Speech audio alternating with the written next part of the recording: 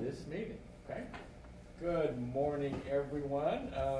Today is Wednesday, March 9th, 2022, and we'd like to welcome everyone to the board meeting. We'll call this meeting to order at 9:02 a.m. You can join today's board meeting via phone, dial 971-254-3149, conference ID 736-023-979#.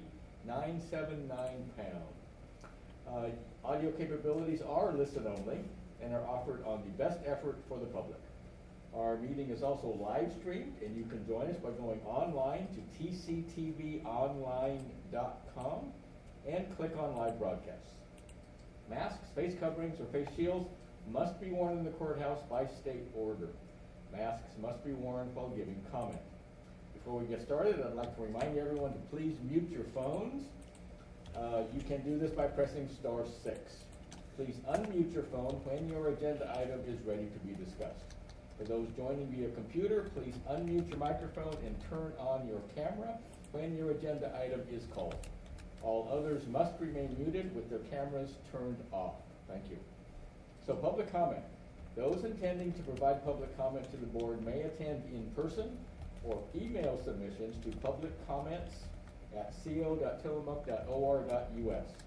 Public comments received by 12 p.m. on Tuesday will be distributed to the board, posted online before the meeting, and become part of the public record. You may also provide public comment virtually by registering ahead of time. Did I just read that? No, I didn't. Okay.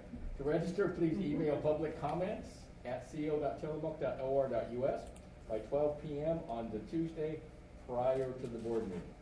Public comments can also be mailed to the Board of Commissioners office, 201 Laurel Avenue, Tillamook, Oregon 97141. For more information on public comments, comment options, please visit the Board of Commissioners webpage. So do we have anyone signed up in the room, or is anyone registered for public comment? We do not. No public comments, thank you. So again, I'd like to welcome everyone to our board meeting this morning and ask anyone in the room to please sign the guest list. Let's start with the Pledge of Allegiance. Commissioner Bell, would you lead us, please? Well, I pledge allegiance to the flag of the United States of America and to the republic for which it stands, one nation, under God, indivisible, with liberty and justice for all. Thank you. Okay, we have no public comments, non-agenda items. We do have one unscheduled agenda item today, which we will take up after agenda item number 14. So, the first order of business is item number 5, our consent calendar. This is the annual liquor license renewal applications, and they include Alice's Country House, Bayside Market and Deli, Beach Walk, Bear Creek Artichokes, Ben and Jeff's Burgers and Tacos, Headlands Coastal Lodge and Spa, Hebo Market, Inn at Cape Kiwanda, Jetty Fishery, Moeller Co-op Store, Nestucca Bay Creamery and Cheese Shop, Netarts Bay Garden RV Resort / USS Kearsarge, PC Pour, Pelican Pub, and the South Prairie Store. Any discussion? Looking for a motion. Mr. Chair, I move approval of the consent calendar. And I would second. We have a motion and a second. Any further discussion? Hearing none, I'll call for the vote. All those in favor signify by saying aye. Aye. Aye, motion passes. Moving on to our legislative administrative agenda. Item number 6, discussion and consideration of modification number 4 to contract 4834, contract for general services with Day Wireless Systems for the upfitting of police vehicles project. And with us this morning, I believe we've got Under Sheriff Matt Kelly with the Sheriff's Office. Good morning, Under Sheriff. Morning, Commissioners. Today before you, consideration is our amendment to our contract with Day Wireless. Day Wireless has had a relationship with them for several years. They do the upfitting of all our vehicles, put all the cop stuff in it, and it's a very good working relationship. Yeah. And it's just a continuation of the contract, sorry. No, I understand. We've been dealing with Day Wireless for this upfitting for a long time, and apparently you're very happy with the work that they perform, so, okay. No comments? Sounds good. Looking for a motion. Mr. Chair, I move approval of modification number 4 to contract 4834 for general services with Day Wireless Systems for the upfitting of police vehicles. And I would second. We have a motion and a second. Any further discussion? Hearing none, I'll call for the vote. All those in favor signify by saying aye. Aye. Motion passes. Thank you, Under Sheriff. Moving on to Thank you. item number 7, discussion and consideration of a 5th amendment to the Oregon Health Authority 2021 through 2023 intergovernmental agreement number 169528 for the financing of public health services. And with us this morning, we've got Marlene Putman, Administrator, Health and Human Services. Good morning, Good Marlene. morning. Good morning. Yes, we're moving on with our amendments to the Oregon Health Authority contracts, only at 5, so that's not too bad right now. This amendment pertains specifically to program element 10-02, which is for services for sexually transmitted disease or STDs. This adds $30,973 to that particular line item. I'm not going to go through all the definitional statements about the STD and related services. This is some additional funding with the normal reporting requirements on a quarterly basis. The descriptors are in the exhibits, but specifically you'll see on attachment B where this item is added to the budget. So normal Oregon Health Authority amendments, and it's been reviewed by us and gone through the normal process. So we're asking for your approval to add these funds to our Oregon Health Authority agreement. Perfect. Here we are, March of 2022, and we're only up to the 5th amendment. That's not bad. Okay, do we have any comments, questions? I'm certainly supportive of this. Yeah, I'm supportive of this, no comments. Perfect. You're gonna get away easy today, Marlene. Looking for a motion. Mr. Chair, I move approval of a 5th amendment to the Oregon Health Authority 2021 to 2023 intergovernmental agreement number 169528 for the financing of public health services. And I would second. We have a motion and a second. Any further discussion? And then I'll call for the vote. All those in favor signify by saying aye. Aye. Motion passes. Thank you, Marlene. Thank you. Moving on to item number 8, discussion and consideration of administrative standards for social media use for county accounts for the library department. Jerry Godber, Library Director. Good morning, Jerry. Good morning. Forgot to unmute myself. It happens to us all. How are you this morning? Yes, I'm doing well. So these are the individuals, this is the paperwork, the signed agreements for the library staff members who do social media for the library, our Instagram and Facebook. No, good, Steve. Excuse me. Oh, bless you. Excuse me, I'm so sorry. Excuse me. Goodness. Of course, right when I'm live, that's when I start sneezing. Okay, anything else? No, that's it. Perfect. Any Okay. questions, No, concerns? I think this is great. That as our departments that use social media are all going through this process, and it's led by IS, and I think it's great. Perfect. Yeah, agreed. Social media is, it's a really important communication tool in our county, and I know I like the library page and keep an eye on what's happening. So I appreciate that we're able to continue and get our policies all in order here. It's an important aspect to delivering information to the community, but it can also be a very dangerous aspect. Yeah, absolutely. Thus, we have our standards. So, with that, I think I'm looking for a motion. Mr. Chair, I move approval of administrative standards for social media use for county accounts for the library department. And I would second. We have a motion and a second. Any further discussion? Hearing none, I'll call for the vote. All those in favor signify by saying aye. Aye. Motion passes. Thank you, Jerry. Thank you, Jerry. Thank you. Item number 9, discussion and consideration of an order in the matter of the appointment of a member to the Tillamook County Roads Advisory Committee. And with us this morning, we've got Chris Lady, Director of Public Works. Good morning, Chris. Good morning, Commissioners. First, I wanted to thank Jeanette Steinbach for her dedication and services to the Public Works Department She's been working with the county since 1997 and has worked with us through pretty much every major storm since 97. She will be missed. Her last day is actually tomorrow. So wanted to specifically thank her for her services. Yes, she will be missed. She's been here as long as, much longer than I've been here, and, I mean, she's always a ray of sunshine, and we are gonna miss her greatly. We will.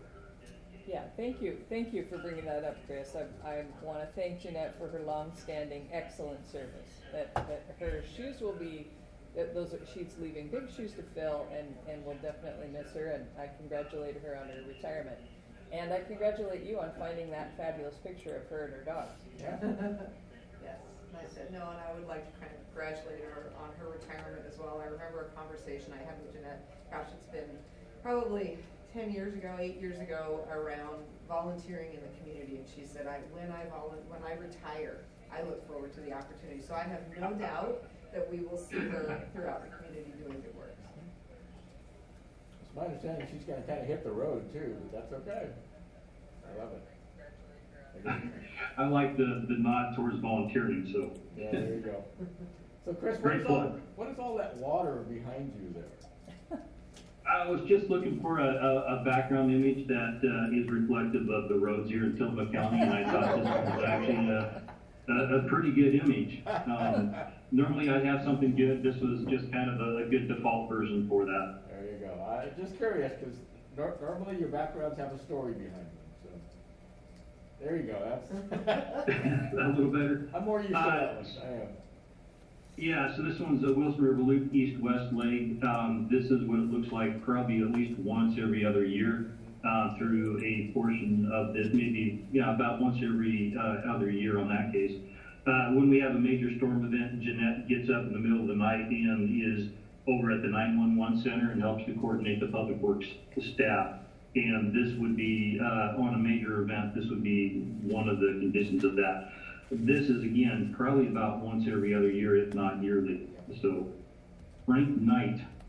Yes. So, we have the Citizens Roadway Advisory Committee, and we were looking for a member that represented the North County.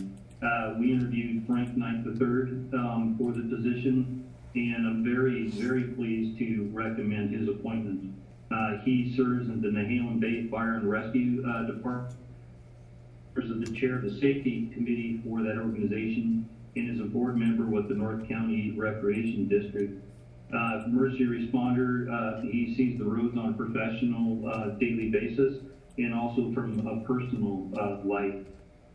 He is grew up in North County and will represent the North County very well. I'm very pleased to recommend his appointment. Great news. Thank you, Chris. That's a great write-up about Frank Knight. I'm, like you, delighted that he volunteered to be on the County Roads Advisory Committee. I met Frank in his work as a board member at NCRD. He's a very active community leader, highly regarded, and I just think that he's going to be ideal for the County Roads Advisory Committee. So I'm really grateful that he volunteered. Excellent, I will agree. And so again, this is what I always say, but it is absolutely the truth. Tillamook County cannot survive without its volunteers. And the CRAC, County Roads Advisory Committee, I mean, it's one of the more important ones. They hold a lot of people under their thumb when it comes to getting roads fixed and repaved and things of that nature. But the work they do is not easy, it's difficult work. But again, we appreciate all of the volunteers in Tillamook County, we do. So, thank you for that. I think we're looking for a motion. Mr. Chair, I move approval of an order in the matter of the appointment of Frank Knight to the Tillamook County Roads Advisory Committee. And I would second. We have a motion and a second. Any further discussion? Hearing none, I'll call for the vote. All those in favor signify by saying aye. Aye. Aye, motion passes. Thank you, Chris. You've got the next couple also. Item number 10, discussion and consideration of a professional services agreement with Capital Asset and Pavement Services, Inc. for pavement management program update and re-inspection services and digital imaging of Tillamook County roads. Uh-oh. Here we go. Okay. So once every 2 years, we have contracted with Capital Assets and Pavement Services to perform two things. One is to do the pavement managing, so they drive our roads and they give a score to our roads from a scale of 1 to 100 using standards. It's not an arbitrary determination.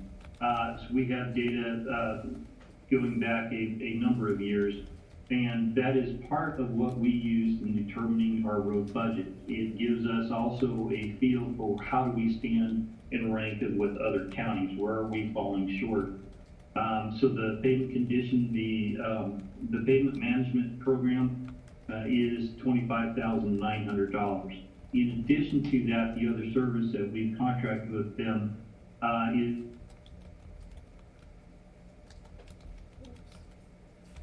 Pause a moment, Chris, we've lost your audio. how about now? There you go, Yep, you perfect. came back. You're back. Okay. So, the other, thing they provide for us is taking digital imaging of all of our roads. It goes all the way back to 2008. It happens once every 2 years. And this is a really great tool, especially for me, is I can go back on that same piece of road, take a look at it from the same location from 2008, 2010, 2012. Some of that is actually available to the public. It is, if you go to the county website through the road department, you will find a link to StreetFix. And that will give you, if you're curious what another road in the county looks like, that's a really great spot. Huge savings for me. County's fairly large, going from up in Falcon Cove at the Tillamook Clatsop County line, all the way down to the Tillamook Lincoln County line. So sometimes, many times, it's easy for me to pull up an image when I'm talking to somebody on the phone, so I have a good understanding of some of the issues they may deal with. It also has saved potential lawsuits. We can go back and say, well, no, this is what it looked like in 2008. We did not cause a change. We have photographic evidence. So I'm positive this has saved some lawsuits that never had the chance to materialize. The imaging components, $24,000 total cost of the pavement management, and the imaging components, $49,900. And they've been a great contractor consultant to work with, not a contractor, but a great consultant to work with over the years. Comments, questions? Thank you, Chris. This is a really important service for the reasons that you outlined, and I've had the opportunity to sit in Chris's office and have him show me certain roads in Tillamook County through the years as he just described, and it's invaluable to look at what shape was the road in 2 years ago, 10 years ago, et cetera, and to have that apples to apples real comparison is very, very valuable. So I'm certainly supportive of this. Yeah, and I agree. I know that when we look at the assets of the county, our roads are in fact, in our audit, when you look at assets, our roads are the largest asset of the county. And so the tools that we have are vital in making sure that we are choosing the best places to apply our resources as we have limited resources for roads. So this just gives us a real-time inventory that, Chris can access and everyone can. So yeah, completely in support. But Chris, is this where the state's county road rankings come from? Or is this a different system? So we report the conditions of our roads to the state, and this is a tool that many counties use to report the rankings of the road. Other counties do something different. I'm not positive. I would suspect that Multnomah might do their own, some of those larger counties. They'll probably do their own. Many counties contract with this specific consultant to do the work. Okay, and so this is for the public.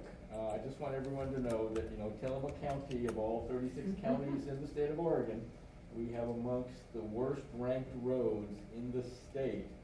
But there is a real reason for that. You have to understand that public works money, the roads department money, comes from, or at least used to come from, U.S. Forest Service timber harvest. Look back a generation ago, generation and a half ago, we had almost 50 people in our public works department. At that point, our roads were in great condition. We were actually fixing roads that did not belong to the county because we had the staff, we had the money, and that was the appropriate thing to do. Over the past 2 or 3 decades, U.S. Forest Service timber harvest has plummeted.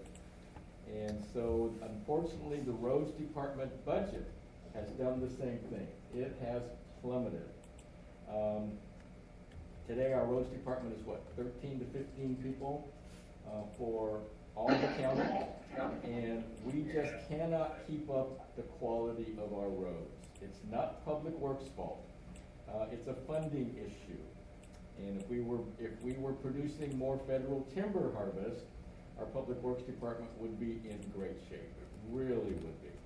So there are a lot of issues going on here. I'm not sure we're ever going to get back large amounts of federal timber harvest off the U.S. Forest Service land. But at the same time, everyone needs to understand that transient lodging tax dollars, when that was passed many years ago now, it was agreed on by the commissioners at that point, and I think this Board of Commissioners will continue to have the same feelings, but it was important that the 30% of the transient lodging tax dollars that this county could do whatever it wanted with is going to Public Works to help fix our roads. Today, that transient lodging tax money is over a quarter of the Public Works budget. So it's amazing that our roads are as good as they are with the money that we have. But that's because Chris and his team work diligently to try to keep our roads as safe as possible. But are they in great shape? Absolutely not. So Chris, I just wanted to get that out there. People always complain about roads and potholes and things, and they need to understand why we're in the position that we're in. May I add to that?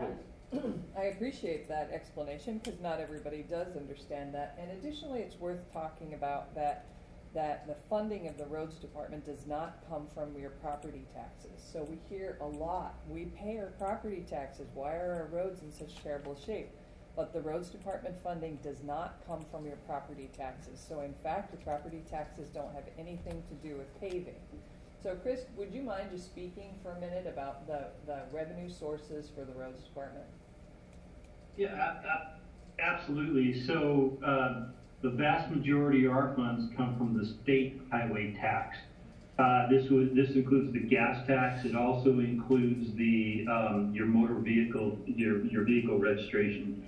That is the primary source of our revenue source, which really gets interesting when we start moving into this upcoming fiscal year, when we have a potential to see a lack of driving on the roads. They're not buying as much gas or diesel.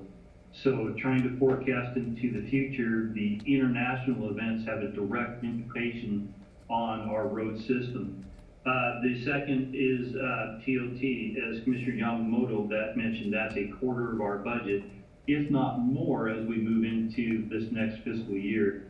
The next major source of revenue is the federal timber dollars, and that has always been a bit of an uncertainty. So the federal bill that was passed last fall has guaranteed that the same amount of revenue we received in federal fiscal year 2017, we will be able to receive that same amount of money for the next 3 years. So we're not seeing any additional money. They've said we're committing to what you received in federal fiscal year 2017. So that's the next largest source of our revenue. The fourth largest source of our revenue actually comes from the Federal Highway Trust Fund. The large federal infrastructure bill, with the current numbers, we're projecting to see an additional $55,000. So $55,000, and that's the massive federal bill that was passed. That's what Tillamook County will directly receive, $55,000. So when people say we're going to get a massive influx of cash, the answer to that is simply not true.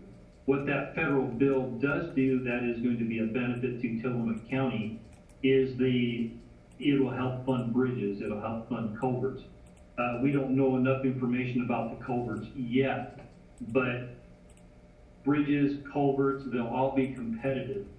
So when you look at our bridges, they look at our bridges, they look at the state bridges, they look at other county bridges. Some cities have bridges. We will be competitively ranked against everybody else. Culverts would be the same situation. 4,000 culverts, and we have approximately a third of those are in failing to poor condition. We actually recently closed Fairview Road at milepost 1.6 over Huey Creek, because since we started monitoring, that road has already dropped 4 inches, with the anticipation that we will lose part of that road. So the nice thing about that, it's easy detour route onto Highway 6. But funding, we also have a number of minor funding. We received $30,000 from solid waste budget to support their services. So other minor things, road permits, as DCD, community development continues to see a spike in building development on these higher end homes. They all need approaches, driveways. So we administer the driveways with those. So that is another part of our budget to help. Doesn't fund a full staff member, but it certainly helps. Thank you very much. And so Chris, just so you know, although you do know, because you've provided me with a few talking points, I've been asked to testify tomorrow at the OTC, Oregon Transportation Committee. One of the issues is they've received a tranche of money from the federal government, $93 million or so, which is supposed to be distributed partially at least to local governments, which includes counties. ODOT has said publicly that, well, that $93 million, they have more than enough projects that are important enough to ODOT that they don't see issuing very much, if any, of that money to local governments. And so I've had conversations with our federal legislators, and this is like the CARES dollars we got when COVID first hit. The money was supposed to be distributed to the counties and municipalities, and at the very end, the states distributed a small portion of what they had left over to the counties. The counties and cities across the nation vociferously disagreed with that. We brought in our legislators, and so the current ARPA dollars were distributed directly to cities and counties, which is the way it should be. Now with this new tranche of dollars, transportation infrastructure dollars, they kind of went back to the old system of transferring all the money to the states, hoping that the states would indeed do what they were supposed to do and transfer that money to counties and cities. Has not happened. So there are several commissioners and mayors from across the state that are going to be testifying tomorrow morning at OTC. And we hope to get that turned around a little bit, but I don't know. We'll see. We will see. So again, thanks for everything you do there. So where were we? What were we talking about? I'm sorry. This is Item 10. David, I've been out of the game for a while. I know that prior boards went out several times to the voters to get money to do improvements to roads, which resulted in a lot of big projects on Latimer Road, and I live on Long Prairie Road. A lot of that work, I don't think would have happened without that money. Is that money dried up now? Is it no longer? We're at the end of that bond. Yes, we Okay. are. So I know Chris is considering maybe doing something like that again, and we have to do something to keep our roads operational. I mean, we've got, how many bridges currently are load rated, and, you know, some of them can't take fire trucks and things of that nature. We've got major culverts that are in dire need of repair. They may be failing soon, so I'm sorry, Chris. We just keep, we can talk about public works and roads forever. We really can. But making sure that this information gets to the public, I think, is important. So you'll excuse all the detours we've taken here today. I agree. I think it's super important for the public to understand where their tax dollars go and what we do here that is not paid for with their tax dollars, which is, at the heart of this conversation around public works, is not the tax dollars. And so I think it's really important for people to understand, how are your county services funded? It's easy to be out there on the street and have the rallying cry, the county's wasting my money. But I really encourage people to come and talk to us about it, dig into the budget, contact the county treasurer, contact one of your commissioners. Let's talk about budget. Our budget hearings will start in April. And I know it's a lot to ask for someone to sit through those budget hearings. They're 2.5 full days in April, and then we will final it, I believe, in May.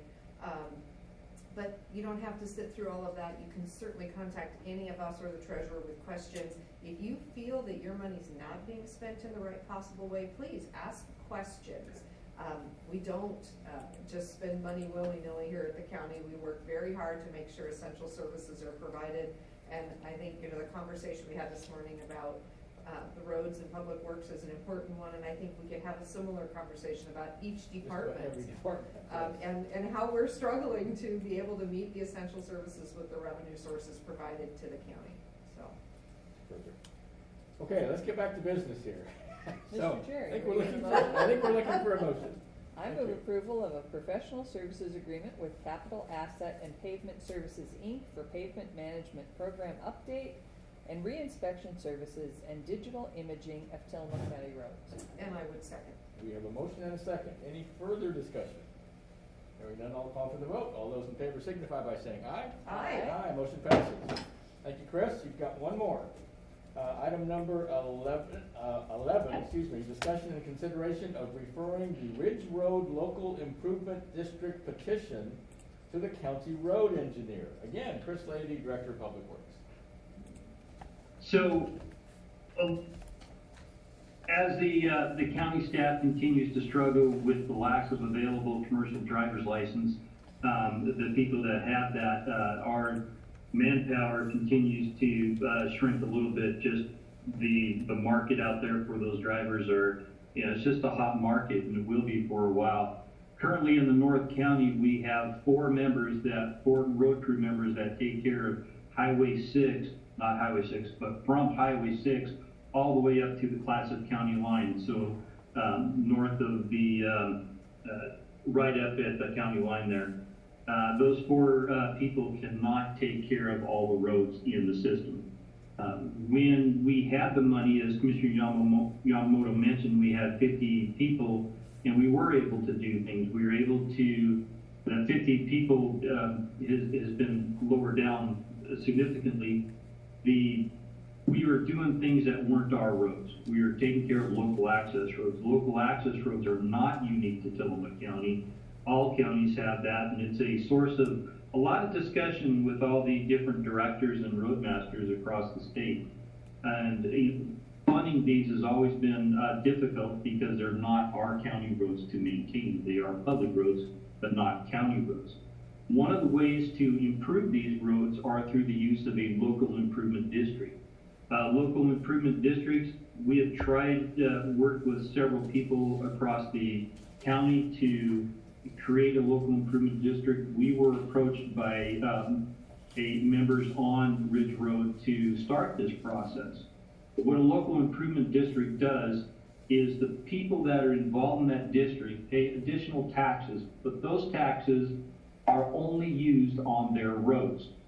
So a local improvement district is typically used in water main systems. So if there's a massive overhaul on all the water mains, the local improvement district is oftentimes created for that. It's a water treatment plant. This is a common way to go about that.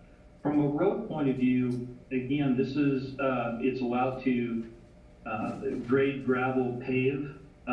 It will also allow for the instruction or the installation of utilities. So part of the local improvement district in this case would be improvements to utilities. Ridge Road is located immediately north of Pacific City. A number of properties are located at the end of this road that cannot be developed because of the road. So the normal process is they petition to the county commissioners, the county court, which is the commissioners in this case. 60% of the property owners of the land representing not less than 60% of the land abutting the proposed development need to sign off on the petition. This is defined in the Oregon revised statutes, the ORS. We have 100% representation of the people that would like to do that. If or when the road is improved, those lots now become developable. So it's a win for the people that own the property. They can specify that their additional tax money goes specifically and only to this road. The next step with that, in this particular case, they've actually hired an engineer. They have a conceptual design, really more of a preliminary design, and they've communicated with all the utility companies. They have a good understanding of what that is. Petition went to the commissioners. If the commissioner chooses to direct the county engineer, which is myself, to explore further what the cost implications of that are, we would create an engineer's report. We would review the engineering that has been done to date. We would talk with the Treasurer's Department because a separate fund would be created to process on an annual basis the tax revenue. Other departments may or may not be impacted with that. We would also talk to community development and understand some of the limitations that they have. We believe this is very important because it is a way forward for people to improve their local access roads. It is one of the few ways to do that and actually hold their neighbors accountable for contributing to the improvement of the road. So when we're done with that, we would create the engineer's report. We would identify the costs associated with that road. And at that point, they're not locked into it. So the petition only says we are interested in doing that. Once we go through the process and we identify what the costs are, we would obviously work with the locals. Then it goes back out to the community. And if 50% of the owners of land representing more than 50% of the total assessed value of the proposed improvement elect to move forward, everybody within that boundary is now required to pay into the tax. So in order to get the petition, you need 60%. We do the engineer study, and you need more than 50% to commit to paying those taxes. And everybody in the district pays the taxes. So that is one way that everybody on that road would contribute to it. We often see is generational change. The previous generation would improve the road. They would get together. They would go out there and make improvements on these roads. As we continue to see people change, and you're now seeing more and more second homes, number one, if you own a second home, you do not actually contribute to the operating fund of the road department. If you own a second home, your vehicle is registered in a different county. We get revenue based on where your vehicle is registered. So if you're a second homeowner, you actually don't contribute to the road department. So as that's changed, the generational change, and you see more and more of these second homes or short-term vacation rental businesses, short-term rentals, those people do not maintain the roads anymore. So the few people that are now maintaining the roads are now burdening the cost of the entire road. So this is one avenue for everybody to have an equal share in funding the road. So the next step is a direction from the county court, which is the Board of County Commissioners, to direct Public Works to do that, because so much of the engineering has already been done, and we've been working with them on this. While we don't have the staff or the availability to do that, this is important to us.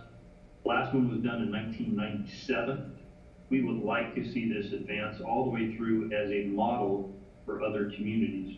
We don't have as much legwork or energy to do this work because a lot of it's already been done. So I would recommend the the county commissioners direct the county engineer to create the engineering report for this project.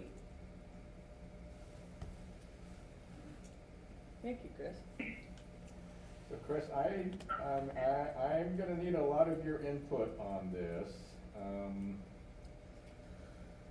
So, and I read this over, and please correct me if I'm wrong. So this would get, if this moved forward, and the vote occurred 50% plus, this would get added to their property taxes. We would be able to lien if anyone didn't pay. But they're going to pay for these improvements over time, is that correct? That's correct. So because we have not done one since 1997, we'll be working a lot with the county council on this. What has happened in other locations is because they're taxes, people can pay all the taxes up front if they so choose. They can pay it over 20 years, they could pay it over 10 years. It is taxes. So how you choose to pay that is really up to each individual person. But that, again, we haven't done that since 1997, so we'll end up working forward with that. The taxes, again, assessed for each property is only goes toward this road, and that money is handled for this. The money is not just the improvements, the money is also for staff time to do this engineering report, the actual construction cost, the cost of the treasurer's department to manage this, the cost of county council to work through the language through the process. So it's an all-in cost. It's from cradle to grave. All cost is borne by the property owners. In this first round is only a petition. There's no obligation. It directs the road department, the county engineer, to advance it through an engineer study to determine really what it would truly cost, which is a little uncertain with the cost of diesel right now. We've increased our diesel budget from $120,000 to $240,000 is what we're proposing in the next fiscal year. So there are gonna be upfront, so if this all gets approved, there are gonna be upfront costs to the county, more particularly to Public Works, roughly $1 million to get this road built, in order to provide these residents with their $1 million views.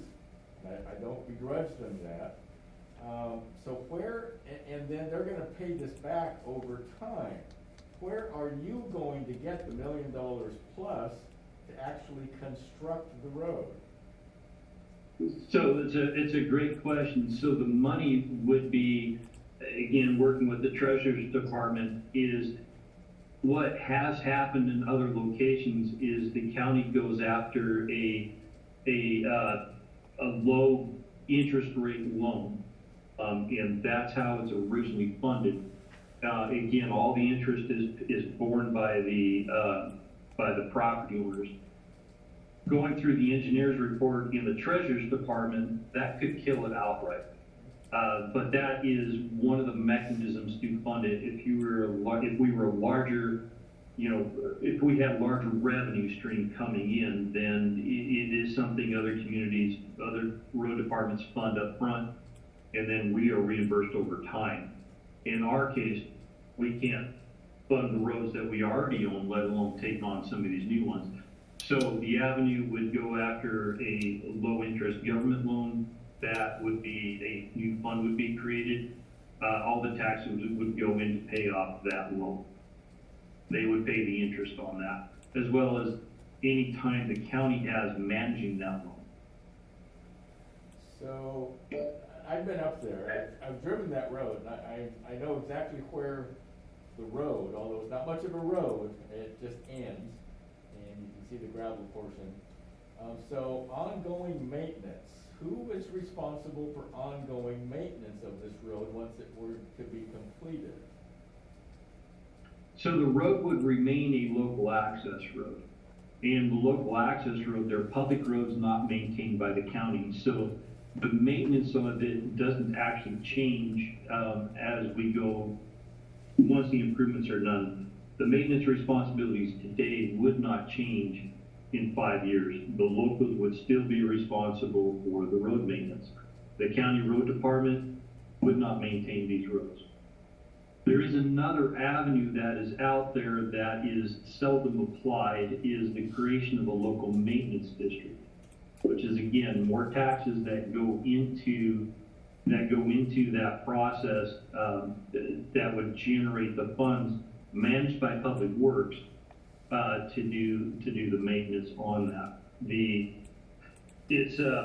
But the short answer to that question is, under today, without the local maintenance district, the locals would be responsible for the maintenance of the road. County Public Works has no dollar into this at all, other than the upfront cost to do the work. As far as the engineering report, we would administer a contract for a contractor to do the work. Essentially, we are out some time of the engineering staff in order to get this off the ground. The Treasurer's Department, as it gets set up, would be involved to some degree, but that is determined through the report. Again, it hasn't happened since 1997.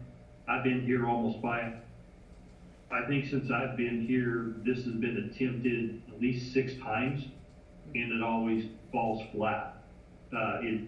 They can't get that 60% threshold in order to get a local improvement district off the ground. This time we have 100% participation. Engineering has already been done. The utilities have all been contacted. They have an understanding of what the engineering fee will be. They have looked at that and tried to identify rough costs as far as what each individual property owner would share. This is not a countywide issue. It is, again, only limited to the people within the district. They decide if they want to do it or not do it. All costs are borne by them. So has Chief Ader been brought into this conversation? He has. Right. And part of the design goes through what is the fire access, and Chief Ader had comments through their funded preliminary engineering design to make sure they can accommodate the fire department's needs. So one other aspect that I'm very concerned about is Ridge Road leading up to this new development area. I mean, that road is in very poor shape. It is extremely narrow. And I'm wondering what kind of improvements might need to be done to the existing Ridge Road if we're indeed going to extend it past where it currently ends. So the district, the people that fund the district are located in the unimproved area. Part of the construction in the preliminary engineering is to improve the road prior to where their properties are at. So it is not simply the road right in front of the individual lots. It is the road leading to their lots. So other people see a side benefit from this, but that road leading up into this district would also be funded.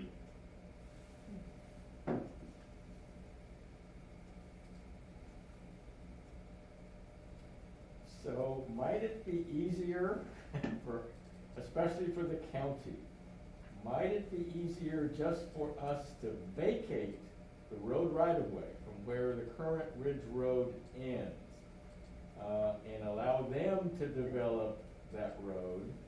Of course, it would have to meet all of our county standards, including fire truck turnaround, things of that nature. That just keeps the county out of it. I'm concerned.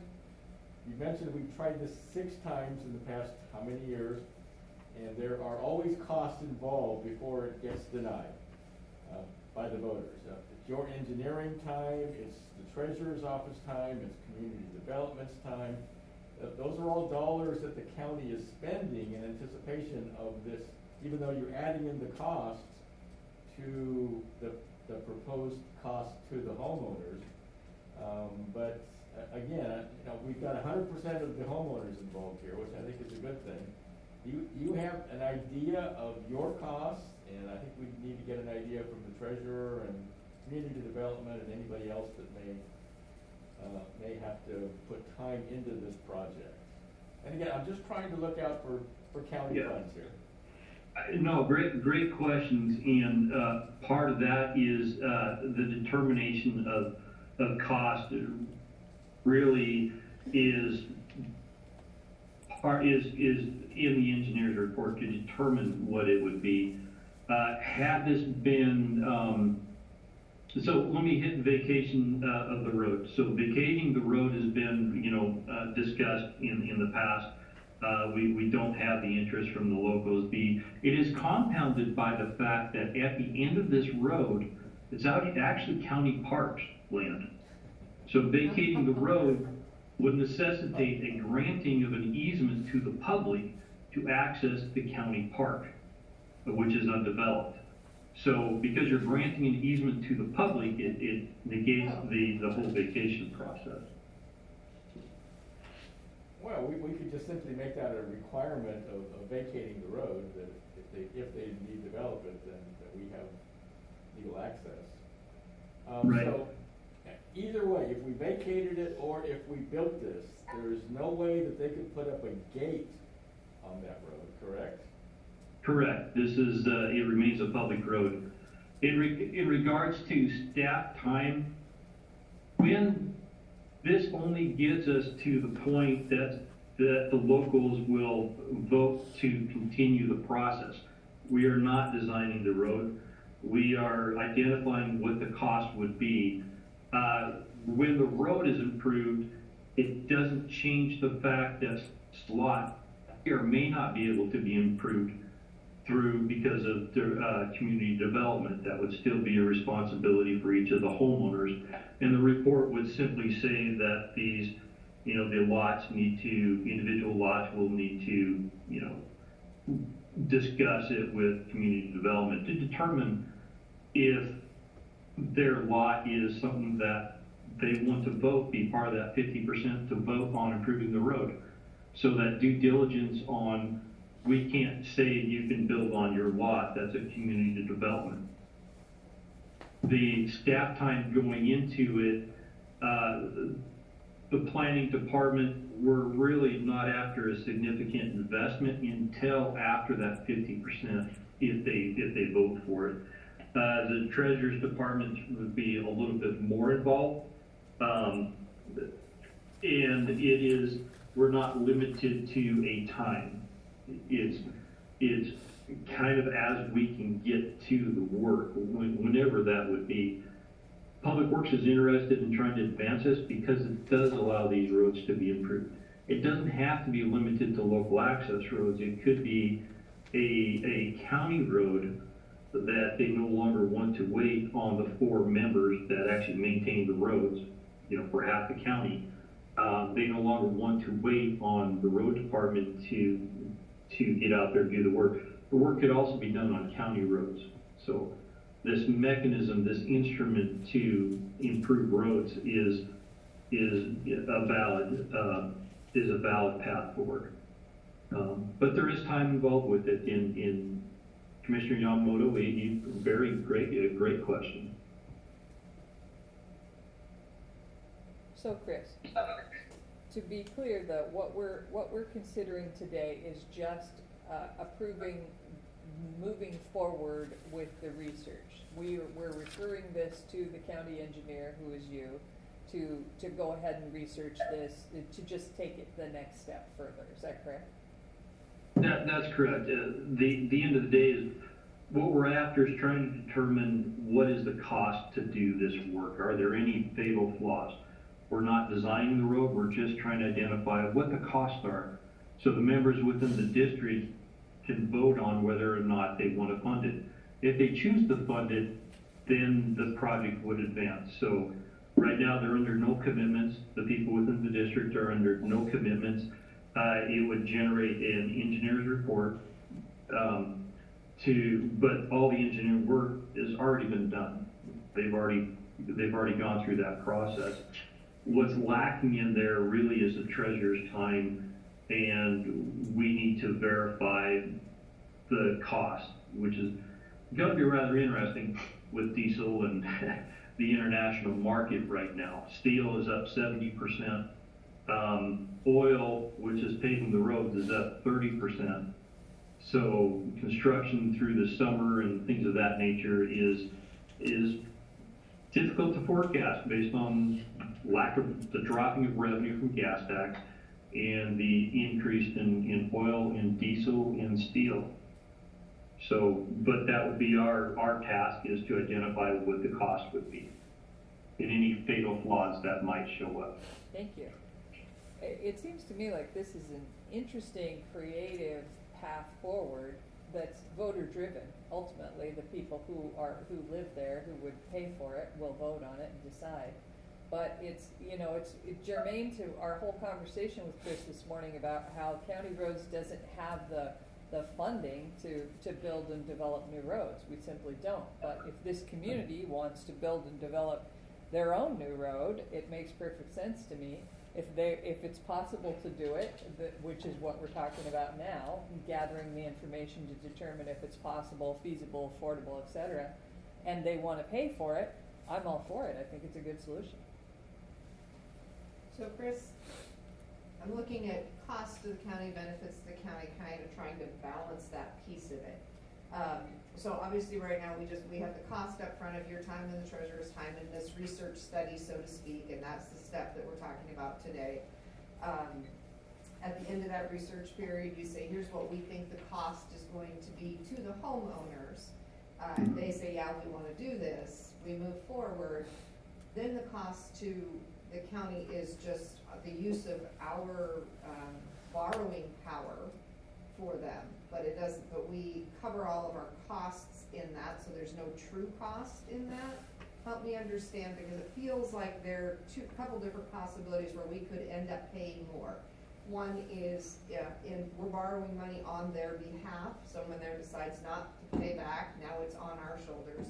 The other is we've given them a cost for what we think it's going to cost to build this road, but as you very aptly pointed out, everything is up in the air and confusing at this point in time. If we don't borrow enough on the first go-around, because it takes more than that to build the road, how does that impact us? If it costs more to build the road, have we given them a set tax rate, or are they gonna cover everything regardless of what happens? How does that cost control factor come into play? Because the step that we're talking about is figuring out that cost. But how do we deal with its unknown factors going into what would be the next phase? So part of the process is the addition of a contingency to offset some of the risk involved with that. But if the project advances and it goes out to bid, it would be a government bid process. If the bids come in too high, the project dies. We would not be on. And this is the language that would go into the agreement for each individual party, is if the costs exceed the amount that is budgeted, then the project dies. So we do that change orders, right? So we go forward, we say it's gonna be $1 million, they all say, great, that sounds super, we borrow $1 million, we get the road halfway built, the change order comes in and says, darn it, it's gonna be $1.5 million. Tell me, just how does this cart and the horse, which comes first and second, and how do we protect the county? So that is the increase in the contingency to make sure there's a hefty increase. The project could go out for a competitive bid, not make it. It could go out for competitive the next time around. Protecting the county through the individual agreements that would need to be signed for the work would discuss specifically that. And this again, when we would be working with county council to protect our interest in the language that would be drafted through this process. It would be county council would create or use language from this is not unique to Tillamook County. Sure. So they would probably use language from other counties that have vetted this out, that go through the process.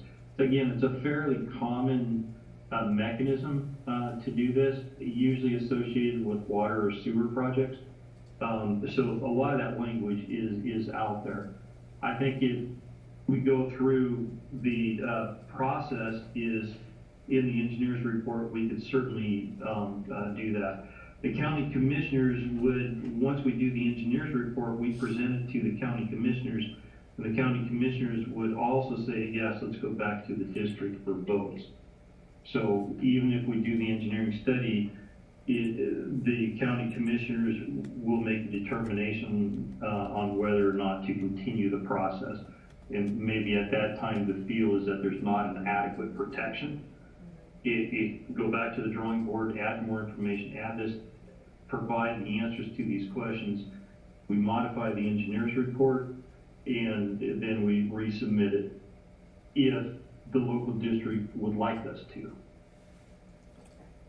And the benefits to the county, if I'm hearing them correctly, are that if this road gets developed, there is the possibility for development of currently undevelopable lots at the top, which then adds them to our tax roll, right? So that's where there's a benefit to us, as well as just being supportive of property owners in our county to help them find a way to develop undeveloped property. Is that?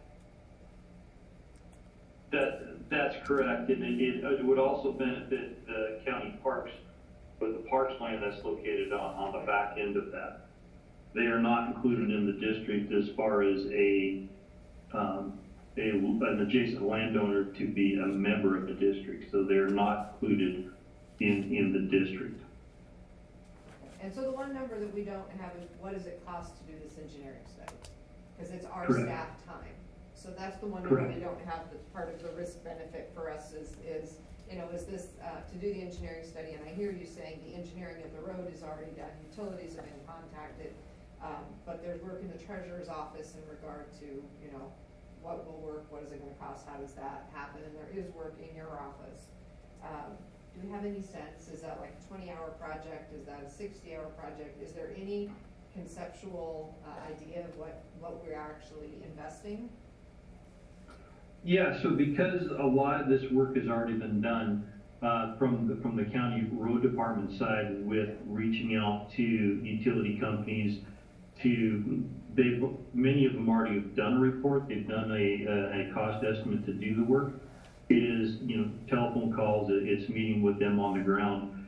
The engineer, the technician, one position was estimated at approximately 80 hours. My time would be approximately 16 hours. When you look at the Treasurer's Department, and I have not talked to the Treasurer's Department with this, it is talking to other counties. Essentially, they're doing the research on what that would cost for the government loan. I don't know how many hours that is, but it's usually not very many. And then what is the cost to create the fund? It'd be a unique fund. And then it would also be the yearly maintenance of that fund. And the tax assessor would also be involved to some degree.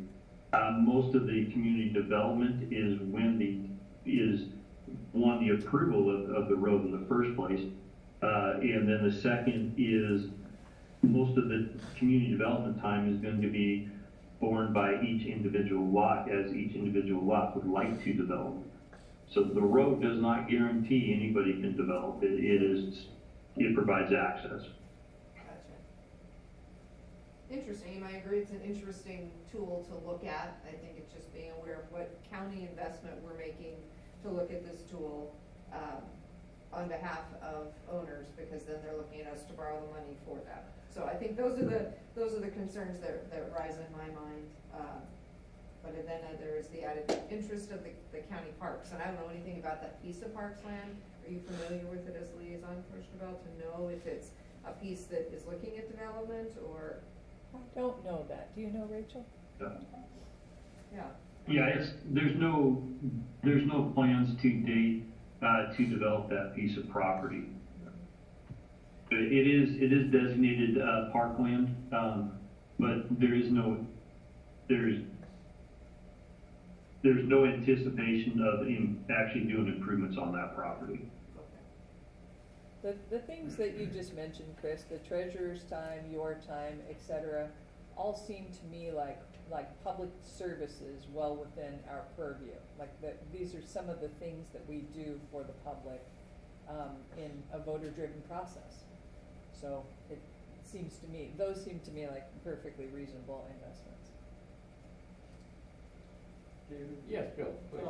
You know, I don't remember what happened in 1997, although I was on board when that happened. To my surprise, I didn't remember. But quoting from the statute at this point, it was brought to you by the road department, and then you're going to refer it out to him. If you decide to do that, there's funny nothing in the statute that says, well, we don't even have to do that if we don't want to, but I suppose you could. And then he's going to determine if it's feasible. That's the language from the statute. And it sounds pretty much like he's going to determine it's feasible because, you know, all this work has already been done. But part of his report, as you've discussed, a big part for you is going to be the cost estimate. He brings that back to you folks, and you have an opportunity at that point to look at that and consider whether or not that's something that you think the county can, you know, finance essentially. So you'll get another crack at all of this when he comes back with his report in due course. Thank you. So Chris, I'm looking at this preliminary budget report. It was done 6 months ago. And so I know these numbers are low. I'm concerned about his engineering numbers. His geotechnical engineering is $10,000. That's a very precarious spot up there at the top of Ridge Road. Lots of sand, things of that nature, and I'm concerned about the geotechnical engineering. Engineering costs, period. You know, we've gone through geotech surveys before, and they're approaching the hundreds of thousands of dollars, not 10,000. So again, I see some issues here. I do. You mentioned to me that there has been conversation with the owners about the county vacating the right-of-way, and they have no interest in that. Is that correct? That's correct. We did, it's been a minor conversation. There was not interest in it. We didn't do an exhaustive survey. It was just to get a feel for was there interest with it. It got compounded by the issue of the public access to the county parks.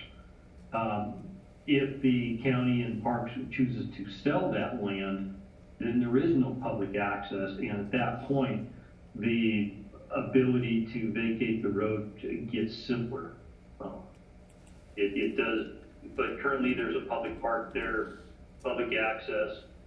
If the county were to sell the land up there, then there's a possibility there would no longer be a need for access. There is a trail that is on private property that crosses the county right-of-way and then accesses OPRD state land out there. So another complication to access out there. See, that argument to me is specious. Whether it's a county-developed road, which remains a local access road, or a privately developed road on a road right-of-way that we have vacated, having access to county property at the end of that road, whether they develop it or whether we develop it, really shouldn't matter to them. I don't understand their reasoning that if they're not gonna build it because we have to have access, and that makes no sense to me. It does not. Yeah, it's not about access, or it's not about building the road or not building the road. It's access, but it's access there. It would go out to a hearing for vacation, as we mentioned, and in the engineering report, we would say is that vacating the road removes the access to county-owned land. Through the hearing process, and the commissioners would make a determination on whether or not vacating the road is in the public's best interest. So that's ultimately not my decision to make, but it does compound it does compound the access issue to beachfront property. I understand, although I think a good attorney could find a way to make sure that we continue to have access on a road right of way that we vacated. Right. Again, I'm very concerned about the costs here, and I would, Is Sean with us today? I think she may be out of town. I think she's out of town. Okay, so Is I would Sean be on? curious to hear from the treasurer's department, their sense of time required, and if they had concerns before we signed them up to do a study. So I don't know if Sean or Deborah's sitting in for her, if there's anyone who might be able to address that. So I can address the cost. Thank you. Their proposed estimate is irrelevant. You know, it's a good source document for us to begin our review of what we believe it would cost. A lot of the engineering and the geotechnical services, some of that has been done to get it to this level. The wall, there's a retaining wall that would need to be designed in there. Before we advanced it to, we're interested in presenting it to the commissioners, we did require, a geotech. If we're gonna advance it, we asked for a geotechnical study to determine the road stability. We're dealing with a road stability, not developing a house. It is a difficult situation, with the dune that's located, it's on a dune. The sand, the $10,000 is low, but their engineer's estimate is a baseline for us to review and possibly consult with a geotechnical engineer to determine really what in the market would be the cost. But their engineer's estimate, the estimate for this work is, some of it may be relevant. In the original engineer's estimate, there was, I think $15,000 for gas lines. We said that $15,000 is not relevant in Tillamook County, so that's part of that review to say, no, this is, your dollar amount assigned to that is not relevant. That would not be included in the engineer's estimate. I would agree the geotech estimate of $10,000 for future work would, it may not be necessary, but it's certainly not the cost of creating a subdivision. It's not the cost involved with creating a house on private property.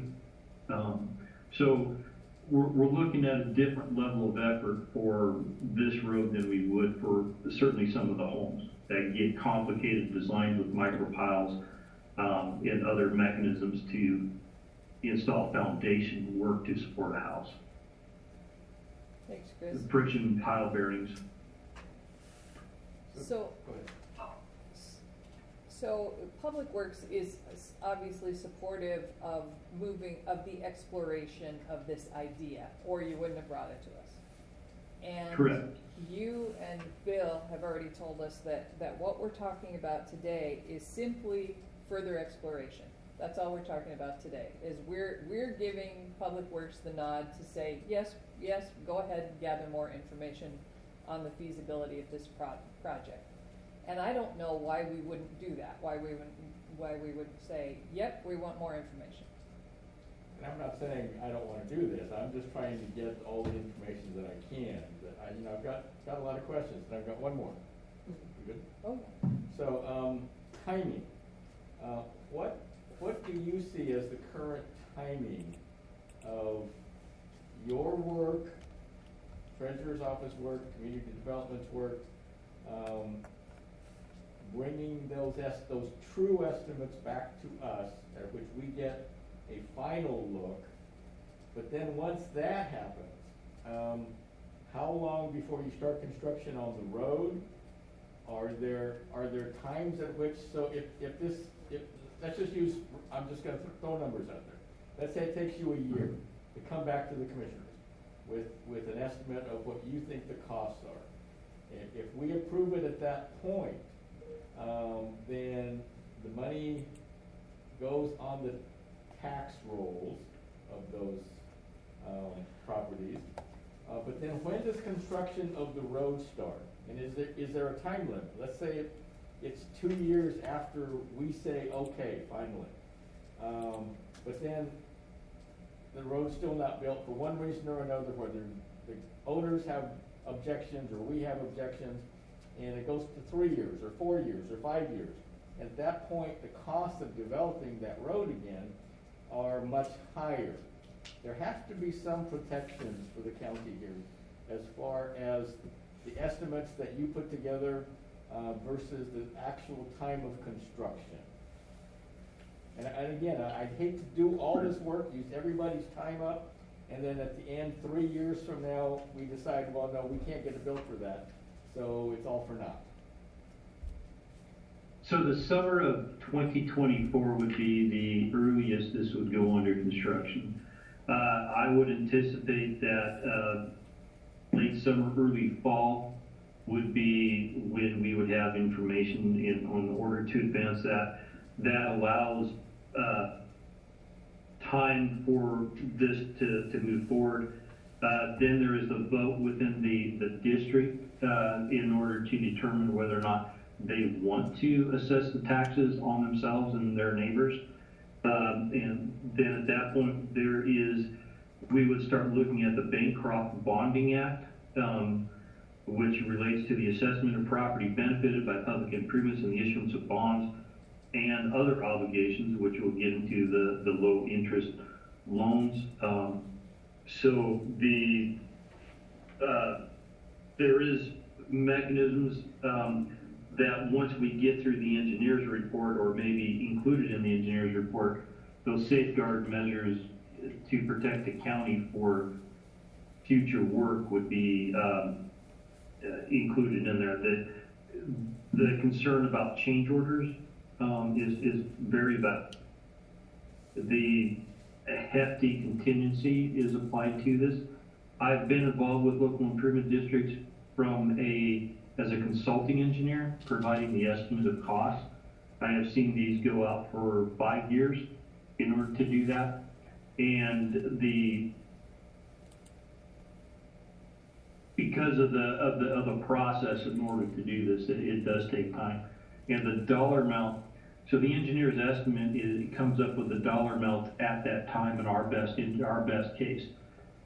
The bonding and the actual award to a contractor, those and putting it on their tax payroll or their tax roll, those come close together. So we're projecting out 5 years or 2 years or 3 years today.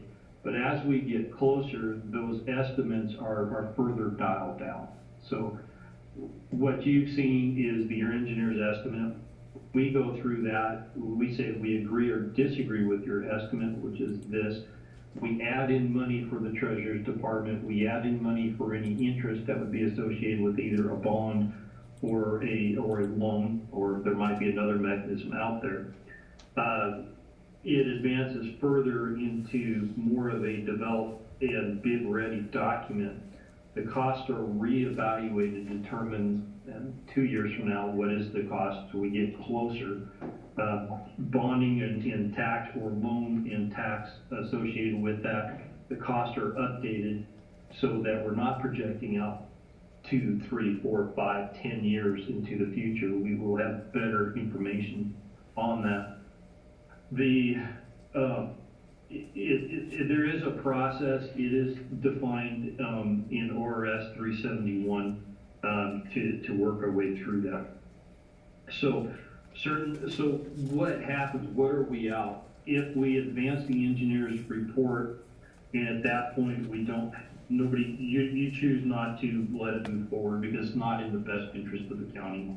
And county council, not entirely, I assume that the county court being the commissioners would have the authority to not allow that to move forward. I don't actually know that, but if the engineer's report is such and the county commissioners choose not to let it advance, that ends it. If it advances and there's not adequate votes to create the formal district, that ends it. So the county would be out the staff time necessary to do the engineer's report. if it advances to that level and people vote on it, and it actually gets created, then all the engineers work, county council, for anything that we can attach to it, the treasurer's time, DCD's time, that would all get added into it, and we'd be reimbursed for that work. And we start falling in line, you know, the Bancroft, because we haven't done one of these in the past, there's certainly, the first one will cost more money because there's more to learn and research, and we don't necessarily know all the questions that need to be answered today. So Chris, have you been talking with Sean about this in the absence of her ability to answer for herself? In terms of assigning, you know, we're essentially assigning her a project here to go do some more research without her opportunity to weigh in on how, you know, what she's thinking. Have you been in conversation with her? Are you able to share with us her thoughts on the conversations? I have not on this specific project. We have chatted about local improvement districts in the past. I have not chatted on this specific project. And just one more question, this is county council, so Bill, have you heard anything here that should be raising red flags? No, David, but I do agree with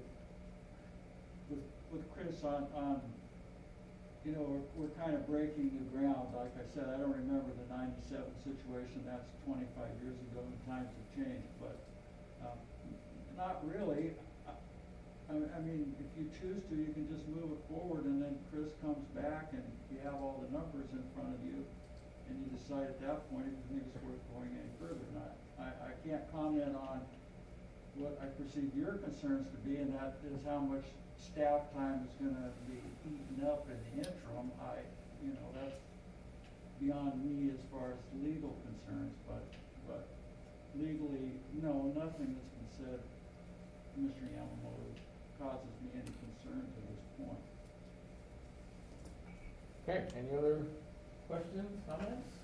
I just share the concern, that my concern is just that we're springing this on Sean without any communication or conversation with Sean, saying, hey, we want you to research this and be a part of this piece. So that continues to be of some concern to me, since neither she nor her staff were here today. I don't know if giving her an opportunity to respond prior to a vote would be an option, but it would be what I would be more comfortable with. I'm not entirely against this. It's just new to all of us, and I would love to be able to have Sean weigh in on any thoughts or concerns that she has, since ultimately she's going to have to get involved in this feasibility study section of it, that, you know, is where we are now. We could pull it, I can bring Sean into it so that she is specific about this LID. We've had conversations about LIDs, but being specific to this LID, and the ability for her to answer these questions. So we could, pull it from today's agenda. I'm not sure how we will pull it, but however the mechanism is to not vote on it, or we can present it when we have Sean's input I would be for more this comfortable specific with that. project. Otherwise, I feel like it puts me in a position of voting against something I don't want to vote against necessarily, just because I would like to have Sean weigh in, because she becomes a player in this study, and she's not here to say yes, and here's my concern, so. I would be glad to hear Sean's input, and in the process of a local improvement district, of any group wanting to tax themselves, it becomes a responsibility of the county to look at the feasibility. So it's really our job to do this. If we're moving forward, it's our job to do it. So but that said, I'd be happy to hear what Sean has to say about it.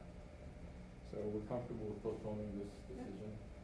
I think we'll give Sean a Thank chance you. to weigh in next week. So Chris, again, I appreciate all your work on this, I do. Let's postpone it, we'll let you have a conversation with Sean when she gets back, and you can bring it back before the commissioners, and, I mean, it sounds like we wanna move forward with this, but there are just some unanswered questions out there that I think we would be more comfortable, knowing the answers to before we take a vote on it. You good with that? Absolutely, and I'll chat with Sean on that.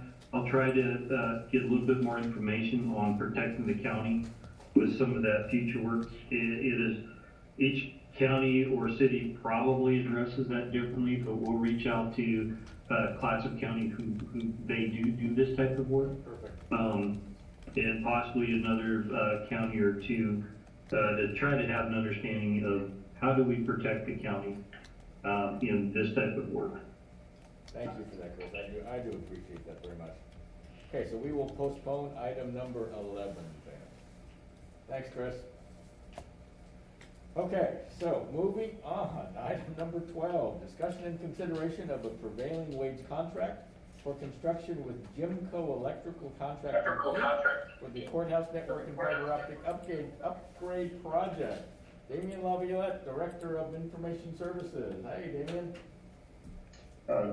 Good morning, Commissioners. Damien Laviolette, Information Services. It's almost afternoon. Yeah, almost. You tricked me there. Yeah, You tricked me. Sorry. For the record, obviously, as you mentioned, the proposal in front of you is for a contract to have Jimco Electric come in and do some necessary work within the courthouse to facilitate the circuit court / AD chamber rework and configuration within the courthouse. So as you know, moving the AV conference room down the floor, moving the 108 circuit court judges chambers, judges courtroom up a floor. We're bringing in Jimco to help facilitate that move and make sure that we can support that as necessary. So the work you see in front of you is for some configuration within the server room to support the equipment going from the second floor down to the bottom floor. And primarily the secondary activity is some fiber running vertically within the building to make sure the connectivity is strong enough to support the circuit court and courthouse's needs. Perfect. Questions, comments? No, I'm glad to be moving forward with this. Yes. Agreed, I think it's sort of one of the pieces of the system that we have not yet been able to tweak or replace that hopefully will give us what we need here in the courthouse for solid, consistent, non-hiccupy service. Non-hiccupy, I like that Yeah. word. Okay, looking for a motion. Mr. Chair, I move approval of a prevailing wage contract for construction with Jimco Electrical Contracting, Inc. for the courthouse network and fiber optic upgrade project. And I would second. We have a motion and a second. Any further discussion? Hearing none, I'll call for the vote. All those in favor signify by saying aye. Aye. Aye, motion passes. Thank you, sir. Item Thank you, number- Commissioners. Number 13, discussion and consideration of modification number 1 to personal services agreement number 6086 with TCB Security Services, Inc. for courthouse security services. And Commissioner Bell. Thank you. Last week we had a courthouse security meeting to talk about the future of the position, the front door security position that was added it was added at least a year ago, just slightly over a year ago, I think. And we added it during COVID as when the courthouse was closed for a time, it was open by appointment only for a time. And so that we talked to leaders in the courthouse about whether or not they wanted to see that position continue. Currently, all of the only public entrance to the courthouse is the south door entrance, and the security person is positioned there at the south door, and there's a metal detector, etc.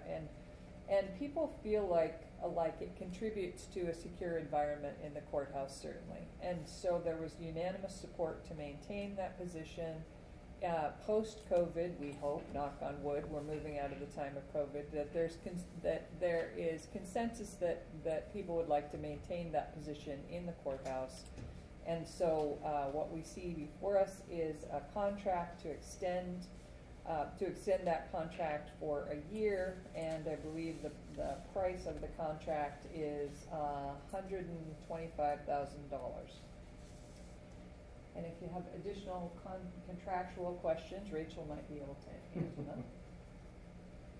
So, now in the time I've been here, this is the most secure that this courthouse has ever been. And I think courthouse security is becoming more and more important moving forward. There are costs, however, attributable to increased courthouse security. And we're not there yet. We're much closer than to a really secure courthouse than we have been in some time. But it's still gonna take some work to get it to where we need it to be. So this is kind of an interim step, I feel. And this was kind of brought on by COVID. It really was. Metal detector and going down to a single public access door, which isn't, well, almost. We do have our handicap access down at the bottom, but we're getting there. We really are. So I'd hate to go backwards on this. I really would. No, I agree. I think that, you know, as I have been told, we were one of the very few courthouses across the state of Oregon that did not previously have a security entrance.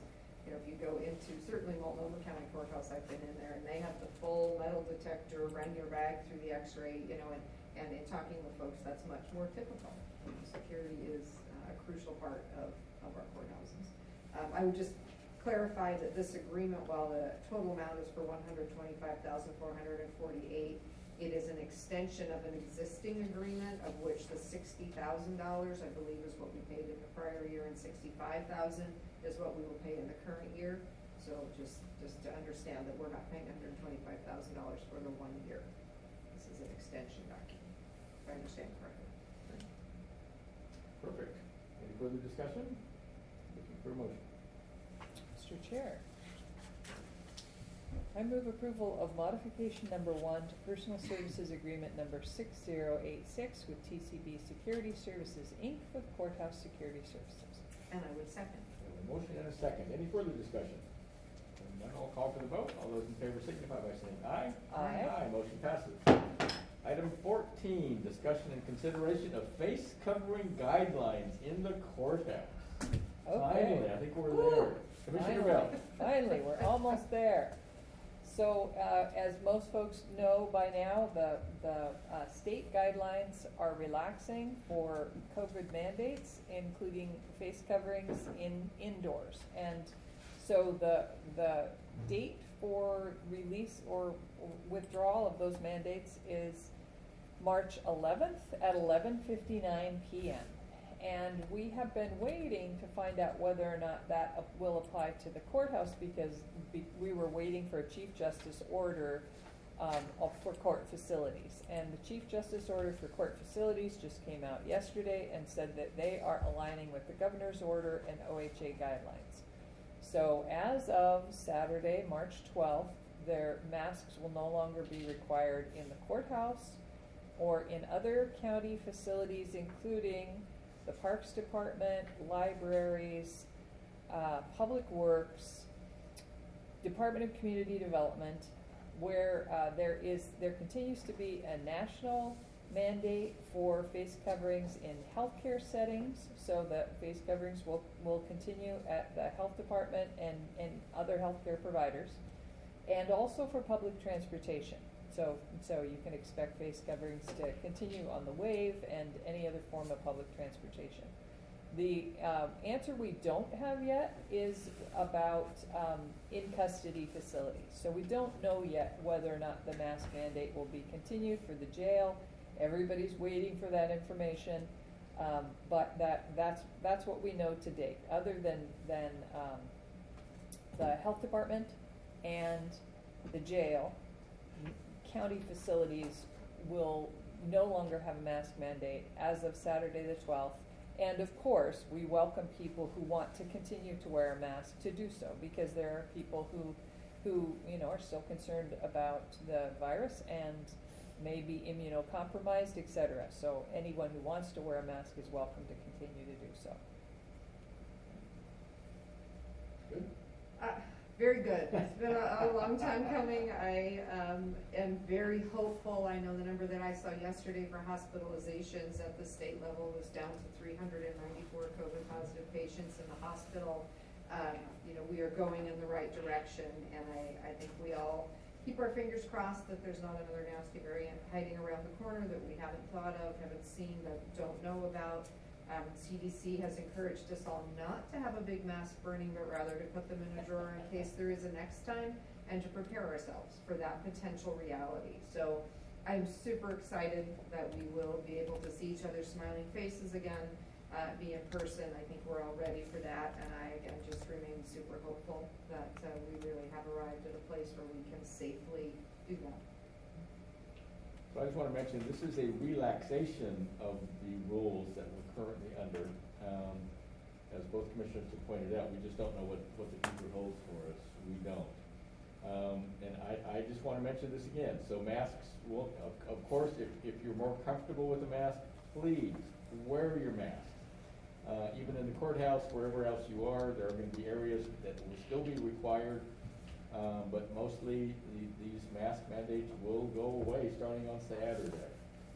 So, that being said, I for one, I don't want to backtrack, which means we need to keep people safe. The best way to do that is to just consider, keep washing your hands on a regular basis, keep that social distancing a little more, but number one has to be get vaccinated. Getting vaccinated, having your booster, that is absolutely the best protection against COVID.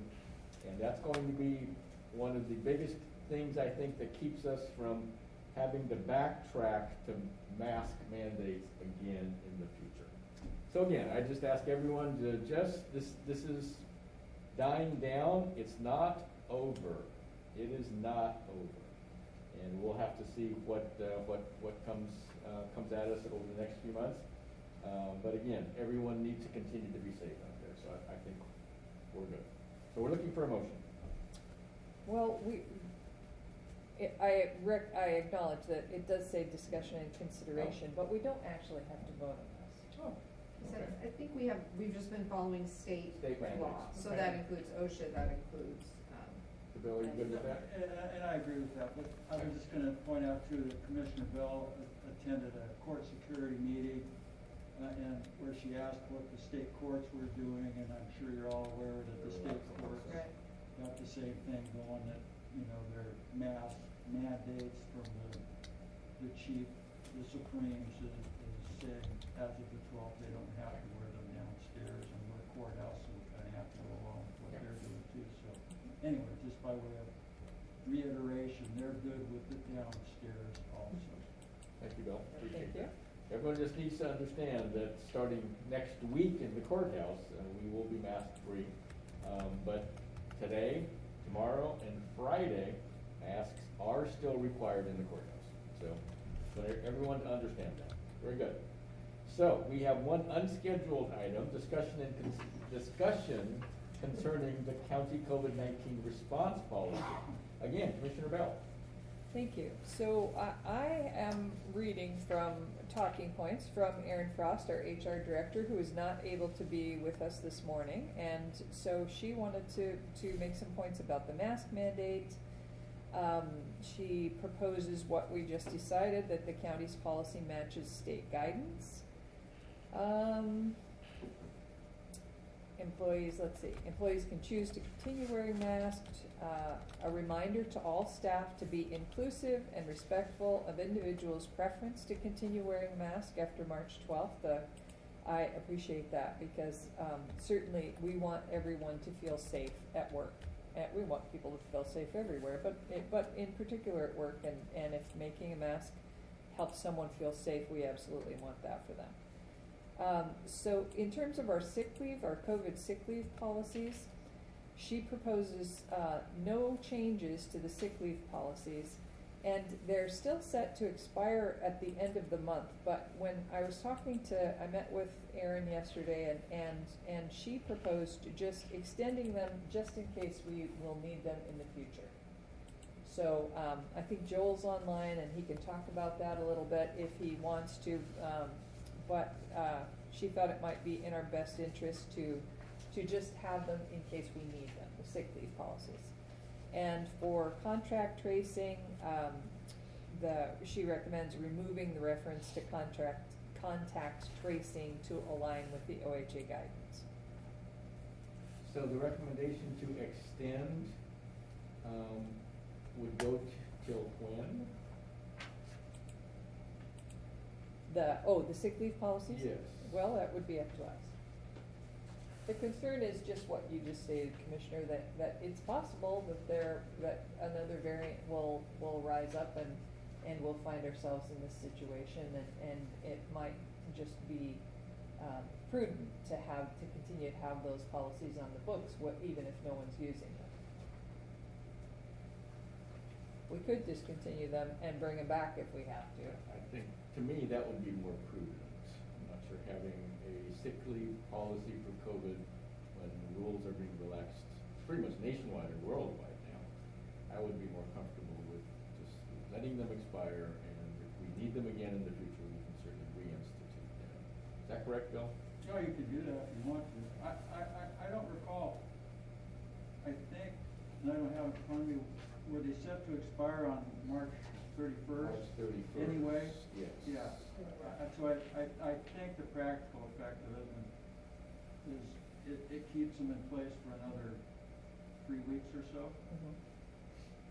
Well, in that case, I'd like to just leave it and have Erin come next week if she can and make her argument for why we may want to extend them, because I may not be representing her well, but she certainly had a reason for that. Sure, and I would look at it and say, you know, we do still have COVID circulating. So I think there is a piece there, for all of us to be aware of, that while the numbers are down and everything's going the right direction, COVID is still there. It still can be of concern for an employee who becomes ill and needs to take time. So I think, I assume that that's part of number one. And number two is COVID paid leave for related circumstances, which has to do with us closing a particular department. And in the event that we were to come in on a Monday morning and have a significant serious outbreak and feel the need to close a department, we would not have a policy standing related to COVID that would allow us to, with clarity, make that closure and have staff know what it means for them. So I think from that perspective, I can see Erin's suggestion potentially for at least leaving that one in place. So I'm happy to wait and hear from her. Okay. And see if I'm, intuiting that correctly. Okay. I do have just a couple other points here, and this is on page 3, temporary telecommuting arrangements.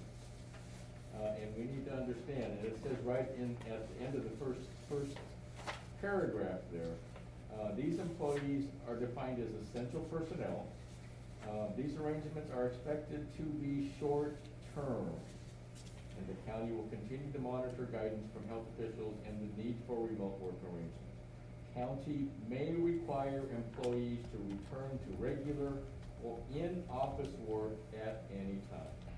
So I'm not sure we need these temporary telecommuting arrangements in place. Well, so this is set to expire March 31, right? I don't know that provision, is it? Good reason to have Erin come talk to us. Well, again, these arrangements, the temporary telecommuting arrangements, are expected to be short-term. But at the same time, so I would like all the employees to come back to the courthouse, come back to their regular place of work starting on Monday. There may be times when a department head may deem it in the best interest of certain personnel to continue telecommuting. Although I don't have in my mind many thoughts on how or why that may be necessary.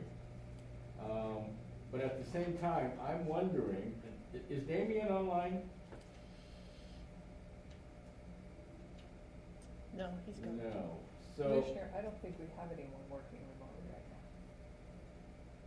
okay, Rachel? I was gonna say, I do 2 days a week. Okay. And again, this is, I think it needs, so I don't think these temporary telecommuting arrangements need to be in here. But I think this whole thing is going away March 31, is that correct? I'm not sure that particular one sunsets on March 31st, Commissioner. There are some that say they do and some that don't. Mr. Chair, would you like me to weigh in on this? This is County Counsel Stevens. Yeah, Joel, yeah, please. Morning, Joel. Hey. Good morning, everyone. So I've discussed this extensively with Aaron Frost as well, and I'll start by addressing the temporary sick leave provisions. As of now, those are scheduled to sunset at the end of March, and the reason this is, we've been basically bringing this before the board, typically on a monthly basis, to just kind of update it as necessary. The reason it's before you today, kind of in the middle of the month, is because of the change related to the mask mandate. So we wanted to make sure we were in line with state requirements on that. But I think that's the primary reason that Aaron is recommending for now, we leave everything else in place, because this will be reviewed again later in the month. Right now, this was just kind of an intermediate step to address the change in state policy regarding masking, but I do think there's going to be a close look at a lot of the language in the near future, including the recommendations around travel, around the temporary leaves, which, as I mentioned before, the current language has them sunsetting at the end of this month.